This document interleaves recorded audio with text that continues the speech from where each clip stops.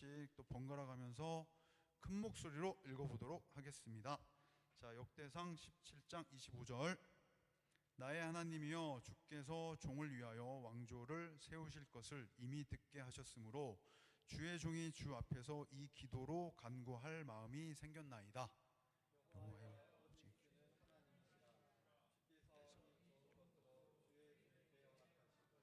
다 함께. 이제 주께서 종의 왕조에 복을 주사 주 앞에 영원히 두시기를 기뻐하시나이다.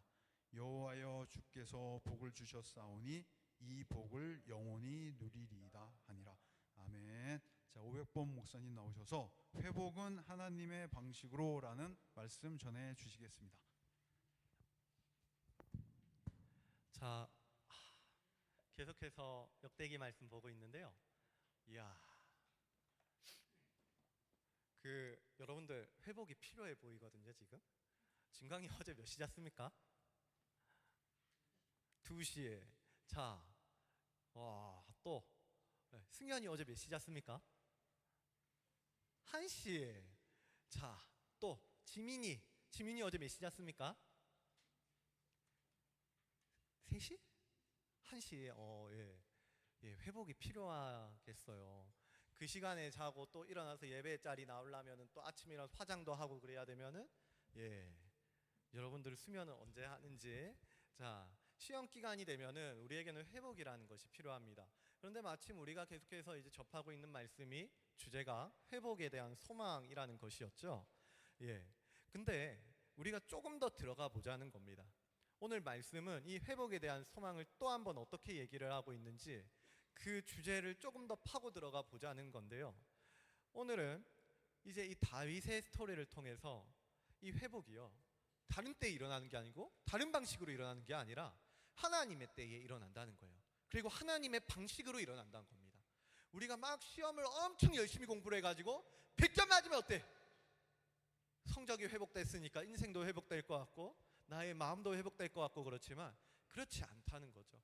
오늘 성경 말씀은 이 회복이라는 것은, 하나님의 회복이라는 것은 하나님의 때에 하나님의 방식으로 이루어진다라는 그 말을 해주고 있는 겁니다. 그치 예윤아? 어제 생일이었죠. 친구들이 잘 알고 있더라고. 그래서 친구들이 이렇게 또 생일도 잘 알아주고요, 또 축하도 해주고 참 좋을 것 같은데요. 그래서 예윤이 마음이 막 회복이 되고 막 기쁘고 그랬습니까? 당연히 그랬겠죠. 근데 이게 영원하면 좋겠는데 생일은 하루밖에 있지 않습니다. 그래서 우리에게는 이 회복이 매일같이 필요한데, 그럼 그 회복이 어떻게 하면 일어날 수 있느냐? 하나님의 회복은 하나님의 방식대로 이루어진다는 그 사실을 오늘 말씀을 통해서 한번 볼 건데요. 이 다윗이 열심히 자기 열심으로 엄청나게 이렇게 좋은 생각을 하면서 살았던 사람이었습니다. 그래서 다윗은요, 언약궤를 옮기려고도 했었고, 그리고 또 오늘 보면 성전을 그렇게 지으려고도 했었는데, 처음에 언약궤를 옮기려고 할 때 이제 사람들의 말을 들어가지고 사람의 뜻대로 이렇게 진행을 했거든요. 그런데 그 언약궤를 옮기는 과정 중에 성공적으로 잘 회복이 이루어졌을까요? 처음에는 이루어지지 않습니다. 왜냐하면은 그것은 다윗과 사람들의 뜻으로 계획대로 그렇게 해보려고 한 것이었기 때문에 하나님의 회복이 이루어지지가 않는 거예요. 그런데 뒤에 가서 이제 15장에 봤는데 하나님이 알려주신 대로 하나님이 하라고 하신 그 타이밍에 이제 딱 언약궤를 옮기기 시작하니까 무슨 일이 일어나냐면은 회복이 일어나기 시작하는 거예요. 회복이. 그래서 예배가 회복되고, 다윗이 거기서 막 춤을 춥니다. 그러면서 막 이렇게 막 마음도 회복되고 기뻐하는 마음이 막 샘솟아 나는 건데요. 그게 바로 하나님의 방식대로 하나님의 회복이 이루어진다는 것을 보여주는 거예요. 그래서 우리는요, 이 다윗의 인생 가운데에서 회복의 원리를 배울 수가 있는 건데요. 왜 그렇지 않습니까? 우리도 살아가다 보면은 계속해서 인생에 어려움이, 시험이, 고난이 막 터집니다. 때로는 공부가 어렵고, 때로는 관계가, 학교 가는 게 참 힘든 날들이 있거든요. 그리고요, 막 그냥 아무것도 안 했는데 그냥 어려운 날도 있습니다. 근데 다윗도 좀 그랬던 것 같아요. 다윗은요, 무려 10년이요. 10년이라는 기간 동안 다윗 자기 자신을 죽이겠다는 사울이 있는데 그 사울을 피해서 도망 다니는 신분이었습니다. 그래서 계속 도망을 다니고 배신을 당하고 외롭고 쓸쓸하고 어려운 그런 상황을 살아냈거든요. 그런데 그 시간을 버티고 또 버티고 하다 보니까 뭔가를 이렇게 딱히 하지 않았는데 어느 순간 보니 왕이 돼 있고요. 또 어느 순간 보니까 가족과 동료가 생겨 있고요. 또 심지어는 언약궤를 가져와서 예배를 회복하는 그런 하나님의 역사도 보게 되는 겁니다. 분명히 이거 다윗의 계획이 아니었거든요. 그런데 다윗의 계획에는 이렇게 힘들어지고 이렇게 잘 될 것까지 계획한 적이 단 한 번도 없었단 말입니다. 그런데 그럼에도 불구하고 다윗은 회복을 하고 있는 거예요. 대체 어떻게 이게 이럴 수 있는 걸까? 성경은요, 계속해서 이 회복이라는 게 사람의 계획이나 사람의 열심으로 이루어지는 게 아니라, 나의 노력으로 되는 게 아니라 하나님의 뜻과 하나님의 주권 아래서 이루어지는 하나님의 역사라고 그렇게 얘기를 해주고 있는 겁니다. 그러면은요, 우리가 오늘도 이 원리를 가지고 말씀을 한번 볼 건데요, 오늘 본문을 보면은 다윗이 나단 선지자를 통해서 말씀을 하나 듣게 됩니다. 역대상 17장 1절인데요, 역대상 17장 1절 목사님 한번 읽어보겠습니다. 다윗이 그의 궁전에 거주할 때 다윗이 선지자 나단에게 이르되, 다윗이 나단에게 이렇게 얘기하는 거예요. 나는 백향목 궁에 거주하거늘 여호와의 언약궤는 휘장 아래에 있도다. 여러분, 지금 이게 무슨 말하는 것 같습니까? 여기 앞에 보이는 사진이 성막이거든요. 성막, 휘장을 지금 얘기하는 거예요. 휘장 아래에 있다 그러잖아요. 그럼 저기 있다 얘기하는 거예요. 근데 자기는 백향목으로 된 화려하고 막 으리으리한 그런 궁궐 안에 있으니까 하나님의 언약궤는 그 저기 보잘것없고 누추한 그런 곳에 있는데 나만 이렇게 좋은 곳에 있을 수 없다라는 굉장히 좋은 마음 아닙니까? 네. 어떻게 하나님의 말씀을 그렇게 대할 수가 있습니까? 하나님의 언약궤를 어떻게 그렇게 대할 수가 있어요? 하나님의 언약궤를 더 좋은 곳에, 더 아름답고 더 좋은 곳에 거기에 둬야 될 것 같습니다 하고 다윗이 얘기를 한 겁니다. 그러니까요, 2절에서 나단 선지자가 보기에도 그 마음이 참 갸륵해 보이는 거예요. 그래서 나단이 이렇게 얘기하는데요, 나단이 다윗에게 이르되, 하나님이 왕과 함께 계시니 마음에 있는 바를 모두 행하소서. 그거 하나님의 뜻 같으니까 그렇게 한번 행해 보십시오, 이렇게 얘기를 하는 건데, 그런데요 3절을 보십시오. 3절. 그 밤에 하나님의 말씀이 나단에게 임하여 이르시되, 하나님의 뜻은 어떠한가 이제부터 얘기를 해주는 건데요, 하나님이 뭐라고 얘기를 해주시냐면은, 가서 내 종 다윗에게 말하기를, 여호와의 말씀이 너는 내가 거할 집을 어떻게 하라는 겁니까? 건축하지 말라. 건축하지 말라는 겁니다. 다윗은요, 내가 성전을 건축하겠다고, 여호와 하나님의 그 언약궤가 있는 그것을, 성전을 건축하겠다고 했는데 하나님은 어떻게 하라는 거예요? 건축해라는 겁니까? 주하나 건축해라고 하는 거예요? 아니죠. 건축하지 말라고 하는 거예요. 하나님은 지금은 하나님의 타이밍이 아니라고, 그것은 너희가 해야 될, 너희의 마음대로 너희의 뜻대로 계획대로 그렇게 해야 될 일이 아니라고 얘기를 해주시는 겁니다. 그러면은 그 뒤에 보면 이제부터는 4절부터 14절까지 쭉 하나님이 뭐라고 얘기를 해주신지가 나오거든요. 근데 여기 하나님의 말씀을 쭉 보면 핵심이 이겁니다. 단순하게 하나님이 다윗아 성전 건축하지 마라, 무엇인가를 하지 말라 하는 데서 끝나는 게 아니라 하나님이 하시겠다는 거예요. 너희 보고 있잖아요, 여러분들 보고 그거 하지 마 이렇게 하고 끝나는 게 아니고, 하지 마세요 이렇게 하고 끝나는 게 아니고, 하나님이 하시겠다고 이렇게 얘기를 해주시는 거예요. 약속을 해주시는 겁니다. 하나님께서 여러분들에게 더 큰 거, 여러분들이 계획했던 것보다 더 좋은 거, 더 아름다운 거, 더 영광스러운 거, 그거를 주시겠다고 그 약속을 주시는 거예요. 자, 다시 한번 11절을 보십시오. 11절, 우리가 11절과 14절만 한번 같이 읽어보면 좋겠는데요, 이게 역대기 우리 지금 계속 보고 있지 않습니까? 이 역대기 전체의 주제라고 해도 과언이 아닌 구절입니다. 하나님께서 우리에게 어떤 약속을, 어떤 회복에 대한 약속을 주고 있길래 이게 그렇게 중요한 약속인지 우리가 11절과 14절만 한번 같이 읽어보도록 할게요. 자, 역대상 17장 11절 14절 함께 읽습니다. 시작!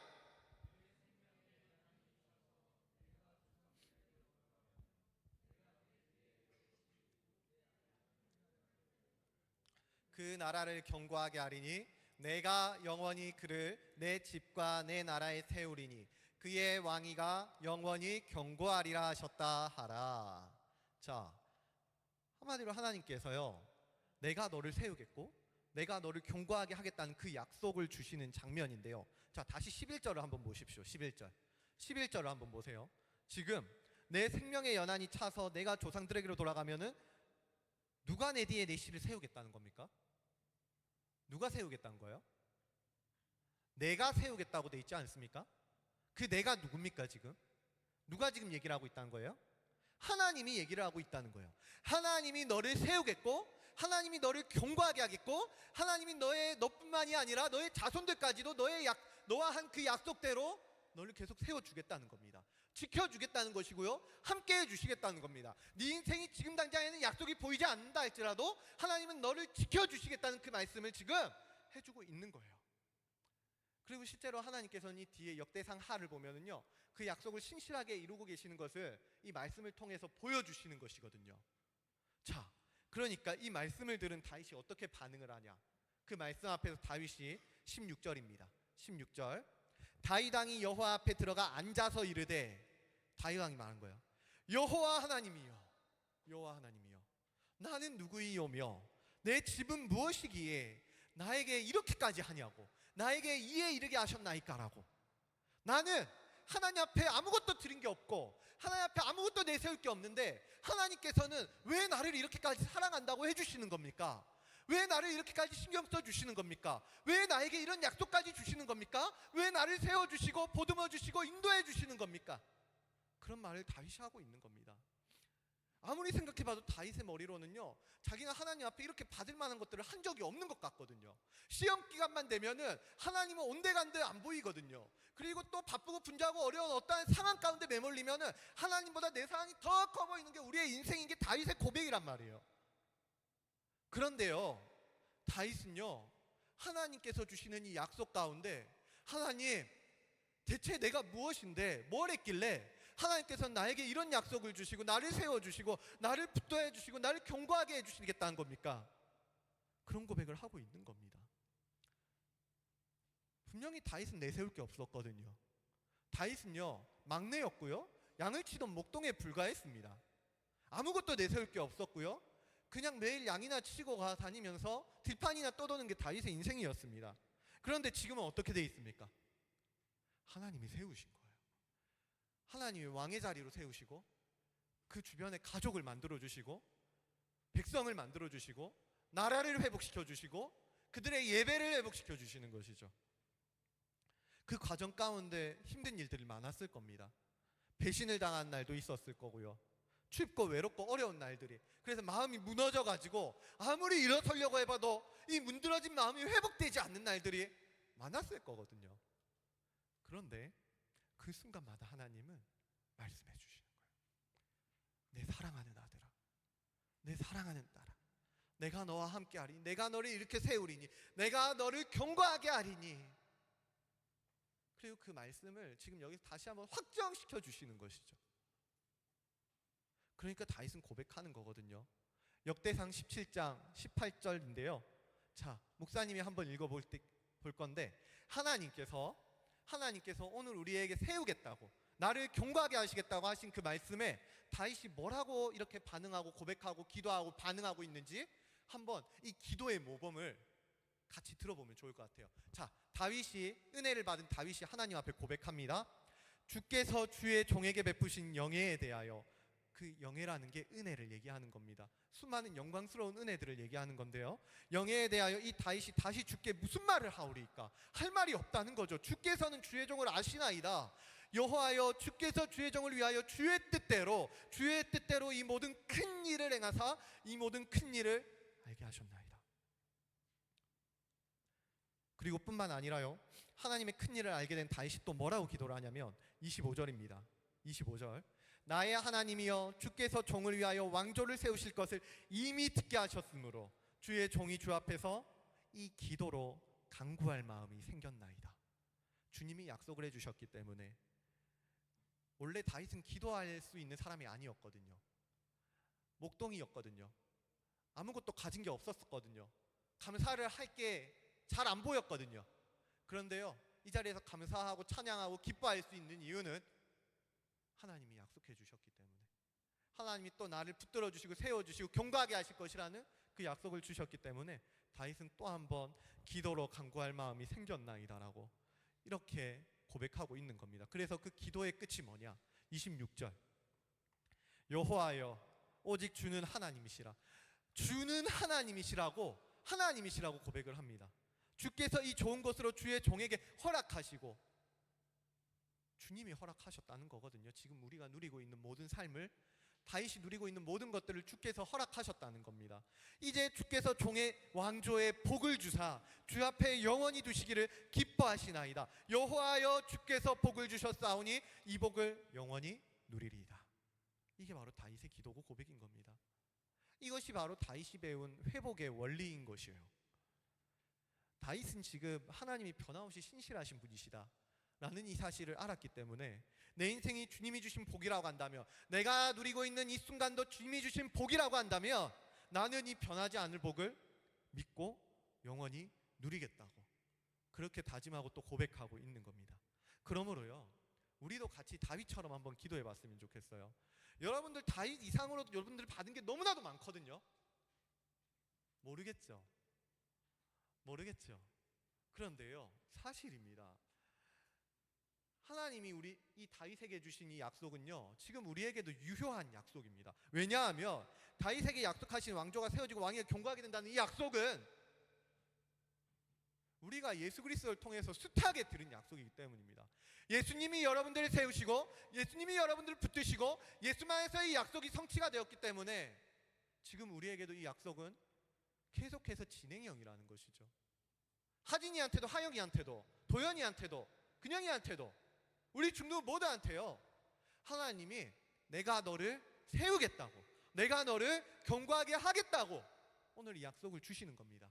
그러니까 시험 때문에 흔들리지 말라고, 어떤 인생의 관계의 어려움 때문에 무너지고 낙심하지 말라고, 그 마음을 지키라고 하나님은 또 얘기를 해주시는 거예요.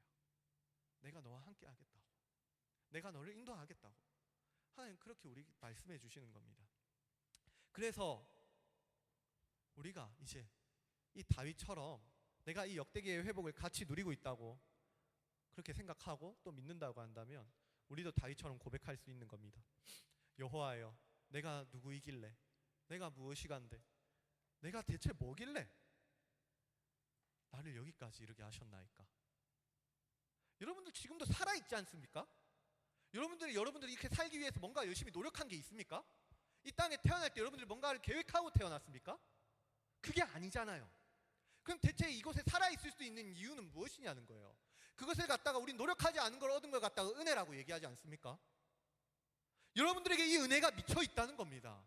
하나님의 은혜와 계획이 여러분들의 인생 가운데도 여전히 계속해서 오늘도 보여지고 있다는 거예요. 그러면 이 사실을 발견한 사람들은요, 여호와여 주께서 복을 주셨사오니 이 복을 영원히 누리겠습니다, 이렇게 고백하는 겁니다. 시험 기간 바쁘겠죠. 그리고 또 각자의 삶이 또 관계가 어렵겠죠. 그런데요, 그럼에도 불구하고 주님이 말씀하시는 그 소리를 조금만 들어볼 수 있으면 좋겠습니다. 그래서 내가 너를 그냥 내버려 두지 않을게, 내가 너를 세워줄게, 내가 너를 견고하게 할게, 그 약속을 또 믿고 우리도 그 마음으로 하나님 앞에 고백하고 찬양할 수 있는 그런 다윗과 같은 신앙인들이 다들 될 수 있으면 좋겠습니다. 이 시간 함께 찬양하면 좋겠는데요, 모두 자리에서 일어납시다. 우리 뒤에 있는 불을 좀 꺼주시고,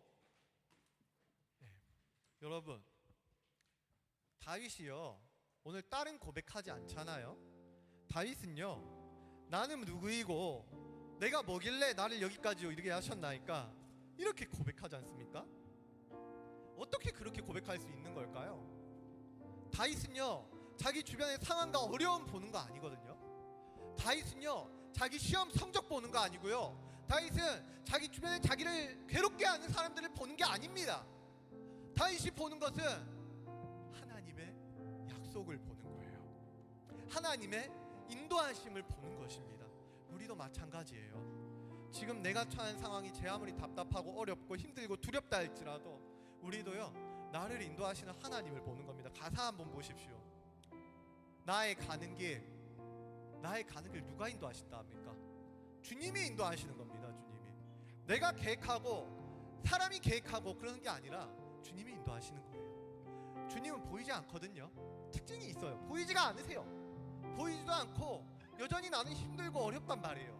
그런데 그 순간도 주님은 나를 포기하지 않고 여전히 일하고 계시다는 거예요. 그래서 나는 그곳 가운데에서도 예배하겠다고, 부르신 곳에서 나는 하나님을 바라보고 예배하겠다고, 그곳에서 또는 어떤 상황에서 나는 예배하겠다고 그렇게 고백하는 겁니다. 우리 이 시간에요, 여호와여 주께서 복을 주셨사오니 이 복을 내게 주신 복이라고 믿고 영원히 그 복을 누리겠습니다. 이 마음으로 함께 찬양하면 좋겠습니다. 나의 가는 길, 나의 가는 길 주님 인도하시네. 그는 보이지 않아도 날 위해 일하시네. 주 나의 인도자 항상 함께 하시네. 사랑과 힘 베푸시며 인도하시네. 나의 가는 길 함께 고백합니다. 나의 가는 길 주님 인도하시네. 그는 보이지 않아도 날 위해 일하시네. 주 나의 인도자 항상 함께 하시네. 사랑과 힘 베푸시며 인도하시네. 다시 한번 고백합니다. 나의 가는 길, 나의 가는 길 주님이 인도하십니다. 그는 보이지가 않을지라도 날 위해 일하십니다. 주 나의 인도자 항상 함께 하십니다. 사랑과 힘 베푸시며 인도하시네. 마지막으로 고백합니다. 나의 가는 길, 나의 가는 길 주님 인도하시네. 그는 보이지 않아도 날 위해 일하시네. 주 나의 인도자 항상 함께 하시네. 사랑과 힘 베푸시며 인도하시네. 내가 걸어갈 때, 내가 걸어갈 때 길이 되고 살아갈 때 삶이 되는 그곳에서 예배하네. 내가 걸어갈 때 길이 되고 살아갈 때 삶이 되는 그곳에서 예배한, 부르신 곳에서 나는 예배하네. 어떤 상황에도 나는 예배하네. 부르신 곳에서 나는 예배하네. 어떤 상황에도 난 부르신 곳에서 나는 예배합니다. 부르신 곳에서 나는 예배하네.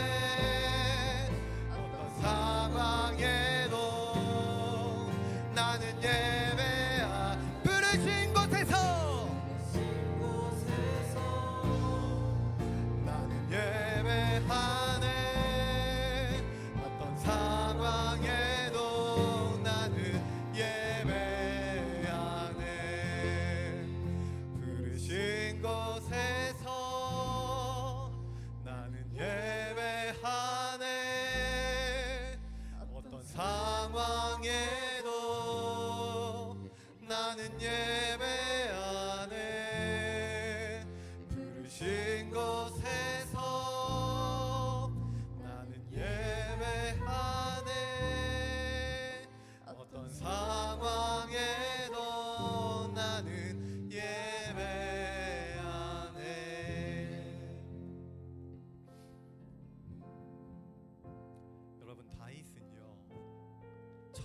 왕이 아니었습니다.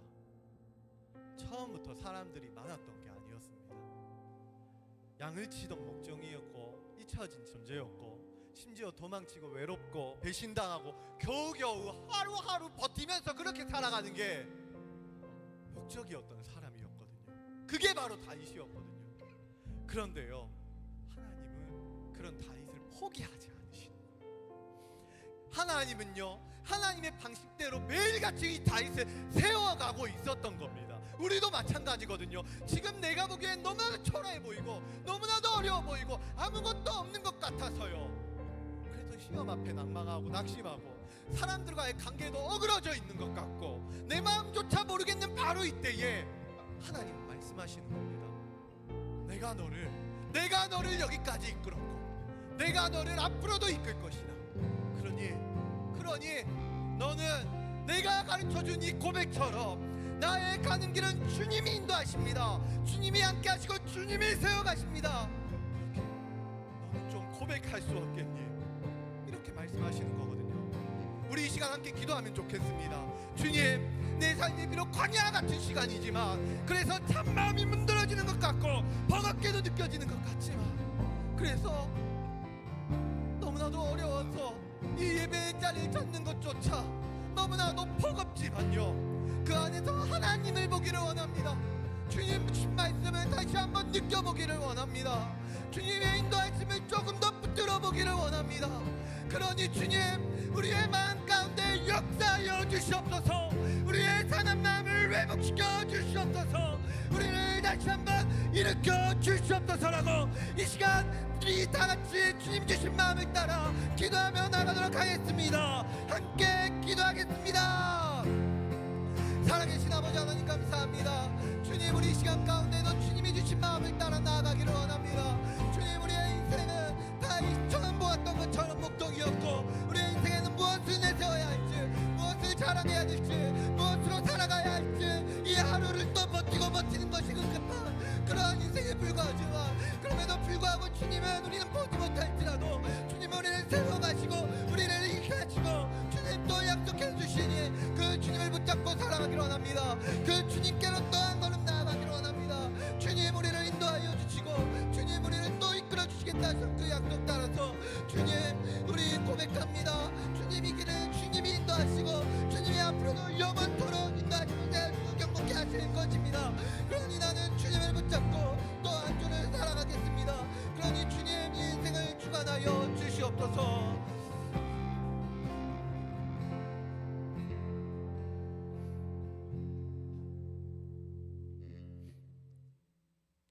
지극히 은혜로우시고 그 사랑이 너무나도 풍성하셔서